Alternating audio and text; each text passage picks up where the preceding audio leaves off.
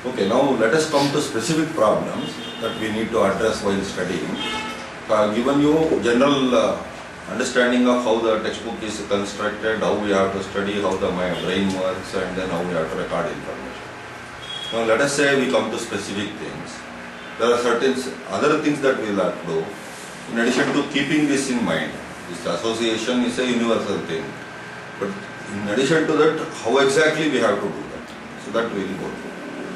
So first is how to practice. This I have already told. In practice, there is a trial and error learning. In every trial, we have to record how many errors we do, and we have to keep reducing the errors. That is the essence of learning. If we don't count how many mistakes we have done, we will never be able to reduce. So just like that, repeating the whole thing is useless, because I have already told you repeating is not practice. So during practice, you have to go systematically.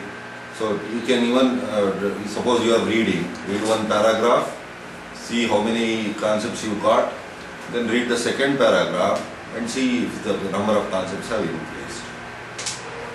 Okay, that is how you do. So if you are reducing time, see that the time reduces from first passage to second passage.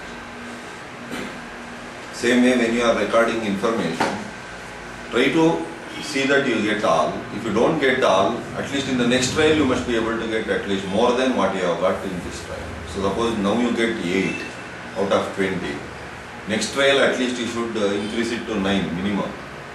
So getting 8 once again is not enough. So you have to keep increasing until you get 20. Once you get 20, make sure you have got it not by chance but by actual your effort.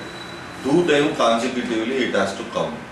Then only you have learned completely. If it comes 2 times consecutively, learning is over.